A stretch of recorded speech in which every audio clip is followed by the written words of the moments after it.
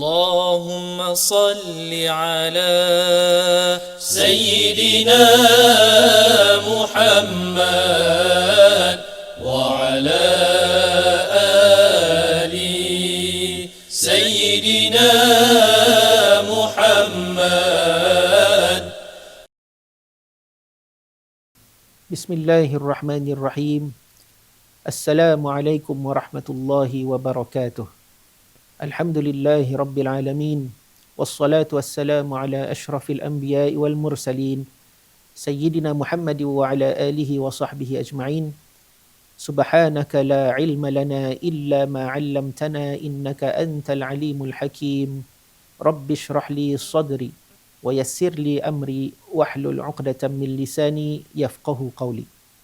Alhamdulillah, bersyukur kita kehadrat Allah Subhanahu wa taala kerana dengan izinnya jua kita dapat bersama lagi dalam rancangan Irsyad Hukum sempena bulan Ramadan bagi tahun 1447 Hijrah. Pada siri kali ini saya akan membawakan tajuk mengenai segeralah mengqada puasa Ramadan yang terluput. Muslimin muslimat yang saya hormati sekalian, berlalu bulan Ramadan bukan bermakna patahnya harapan dan semangat bagi para pencari redha Allah Subhanahu wa taala. Segala amalan yang dilakukan sepanjang bulan Ramadan boleh saja dilanjutkan pada bulan-bulan selepasnya. Amalan membaca Al-Quran, bersedekah, membantu anak yatim dan sebagainya janganlah terhenti dengan berakhirnya bulan Ramadan. Ganjaran pahala bagi amalan-amalan tersebut tetap ada, walaupun ganjaran pahalanya tidaklah sama seperti ganjaran pahala di bulan Ramadan yang digandakan dengan melakukan amalan-amalan tersebut. Namun, apabila berlalunya bulan Ramadan, satu perkara yang tidak boleh diabaikan oleh orang-orang Islam ialah melunaskan atau mengqada puasa Ramadan yang ditinggalkan. Jangan sampai datang pula bulan Ramadan tahun yang seterusnya sehingga menyebabkan seseorang itu mengeluarkan fidyah kerana kelalaiannya dalam mengqada puasa Ramadan yang ditinggalkannya. Muslimin muslimat yang saya hormati sekalian, mengqada puasa Ramadan merupakan satu kewajipan. Wajib ke atas orang Islam mengqada puasa Ramadan sebanyak hari yang ditinggalkannya, sama ada puasa itu ditinggalkan dengan sengaja atau puasa itu ditinggalkan kerana keuzuran syarak. Adakah wajib mengqada puasa Ramadan yang ditinggalkan itu dengan segera? Dari segi kewajipan mengqada puasa dengan segera, maka kewajipannya itu tertakluk kepada sebab puasa itu ditinggalkan. Sama ada puasa itu ditinggalkan disebabkan keuzuran atau bukan disebabkan keuzuran. Pertama sekali, puasa yang ditinggalkan disebabkan keuzuran syarak, seperti perempuan yang didatangi haid atau disebabkan sakit, maka puasa tersebut tidaklah wajib diqada dengan segera. Walau bagaimanapun, sunat baginya mengqada puasanya dengan segera, kerana perkara ini lebih baik sebagai tujuan berjaga-jaga dan berhati-hati. Selain itu, adalah harus baginya melakukan qada puasa itu dengan berselang-seli harinya. Namun begitu, sunat baginya mengqada hari puasa yang ditinggalkannya secara berturut-turut.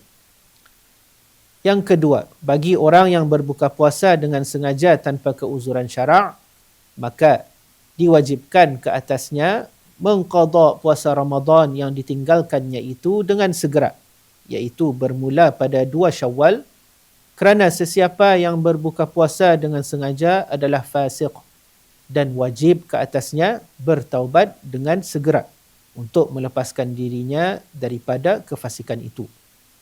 Jika dia melengah-lengahkan qada puasa itu tanpa keuzuran, nescaya dia berterusan dalam kefasikan. Berterusan dalam kefasikan itu merupakan suatu dosa.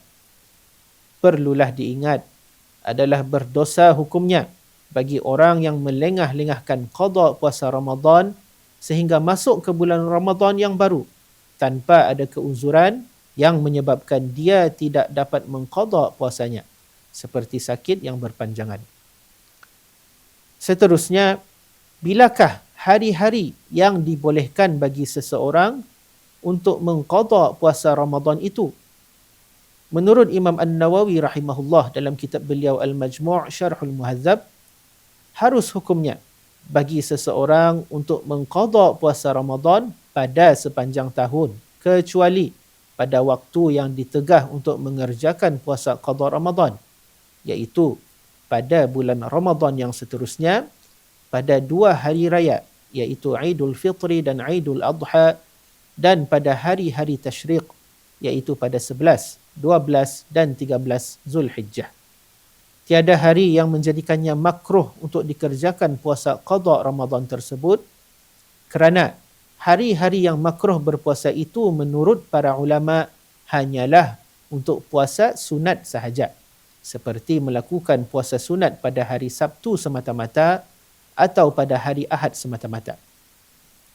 Imam An-Nawawi rahimahullah berkata, yajuzu qada'u Ramadhan 'indana fi jami'is sanah ghaira Ramadhan ats-tsani wa ayyam al-'id wat tashriq wa la karahata fi syai'in min dhalik. Artinya, harus mengerjakan puasa qada Ramadan menurut pendapat ulama-ulama kita, iaitu dalam mazhab Syafi'i, sepanjang tahun, melainkan pada bulan Ramadan yang seterusnya serta pada hari-hari raya dan tasyrik, dan tiada makruh melakukan perbuatan itu. Adapun berkenaan mengqada puasa Ramadan pada hari syak, maka tidaklah ada halangan bagi seseorang untuk melakukan puasa qada Ramadan pada hari tersebut. Begitu juga dengan puasa wajib yang lain, seperti puasa kafarah dan puasa nazar.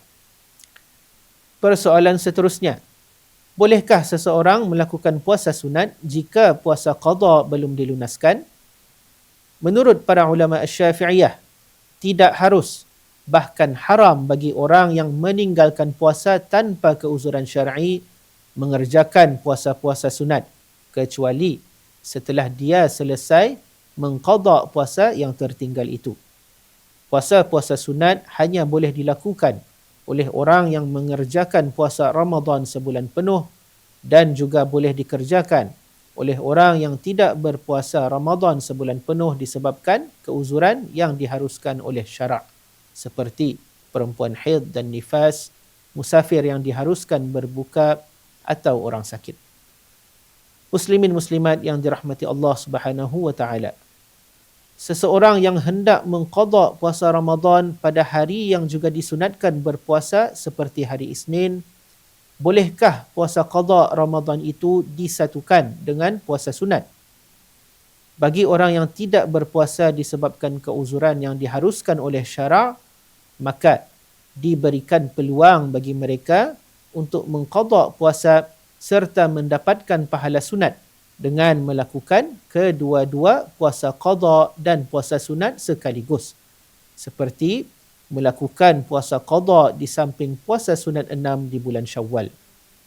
Cara melakukan kedua-dua puasa itu sekaligus ialah orang tersebut hendaklah berniat bagi kedua-duanya, iaitu puasa qada dan puasa sunat. Contoh niatnya ialah, sahaja aku berniat puasa esok hari qada fardu Ramadan bersama puasa sunat 6 hari bulan Syawal kerana Allah Ta'ala.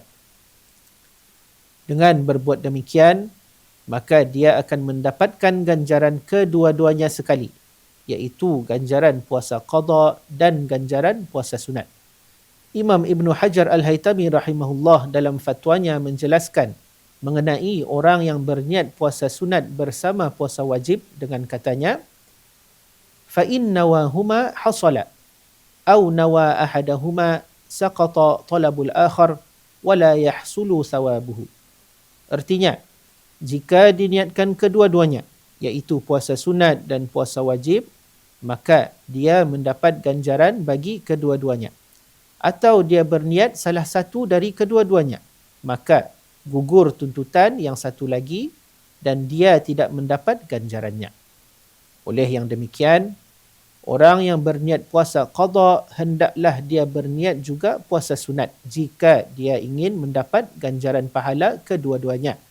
Akan tetapi, jika dia berniat bagi puasa sunat sahaja atau puasa qada sahaja, maka dia hanya akan mendapat ganjaran bagi puasa yang diniatkannya, sekalipun puasa qada itu dilakukan bertepatan pada hari yang dituntut untuk melakukan puasa sunat. Sebagai kesimpulan, segeralah lunaskan puasa Ramadan yang terluput, sama ada puasa Ramadan itu ditinggalkan secara sengaja atau kerana keuzuran syar'i. Kerana menyegerakan qada puasa akan dapat mengelakkan kita dari melalaikan qada puasa. Jangan sampai kita tidak sempat mengqada puasa Ramadan kerana akibatnya bukan sahaja kerugian harta disebabkan mengeluarkan fidyah, bahkan juga dosa disebabkan mengabaikan suruhan Allah Subhanahu wa taala. Mudah-mudahan segala huraian dan penjelasan yang diberikan tadi akan dapat dimanfaatkan dengan sebaiknya oleh kita semua. Amin ya rabbal alamin. Sekian. Wabillahi taufiq wal hidayah. Wassalamualaikum warahmatullahi wabarakatuh. اللهم صل على سيدنا محمد وعلى